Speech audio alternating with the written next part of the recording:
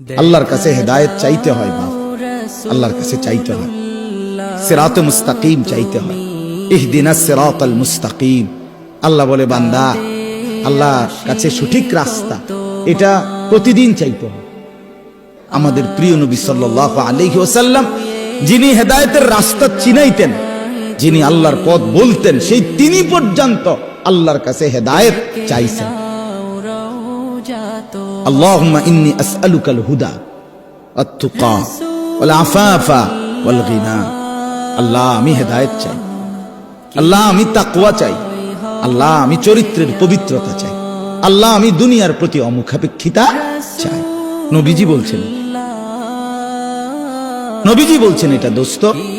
আল্লাহ রাসূল হেদায়েত চাইতেন, আল্লাহুম্মা আলহিমনি রুশদি ওয়া আইযনি মিন শাররি নাফসি। নবীজি দোয়া করতেন, আল্লাহ এই ব্যাপারে কোনটা সঠিক, এই রাস্তাটা সঠিকটা আপনি আমারে ইলহাম করে আমার দিলে ঢাইলা আমারে দেখায় দেন। আইযনি মিন শাররি নাফসি, আল্লাহ আমার নফসের ধোঁকা, নফসের ক্ষতিকর মনের চাহিদা থেকে আমাকে হেফাজত কর। নবীজির দোয়া এগুলো।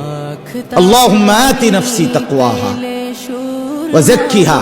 আল্লাহ আপনি আমার দিলের মধ্যে তাকওয়া দেন, আল্লাহ আপনি আমার দিল বিশুদ্ধ পবিত্র করে দেন। আনতা খায়রু মান যাক্কাহা, আপনি তো হচ্ছেন সর্বোত্তম পবিত্রতাকারী। আনতা ওয়ালিয়ুহা, আপনি তো হচ্ছেন নফসের মালিক। ওয়া মাওলাহা, আপনি তো হচ্ছেন জিন্দেগীর মাওলা। আপনি ছাড়া তাকওয়া দিবে কে? আপনি ছাড়া হেদায়েত দিবে কে? মাওলা। আল্লাহুম্মা আসলিহ লি শা'নি কুল্লা ওয়া লা তাকিলনি ইলা নাফসি তারফাতা আইন।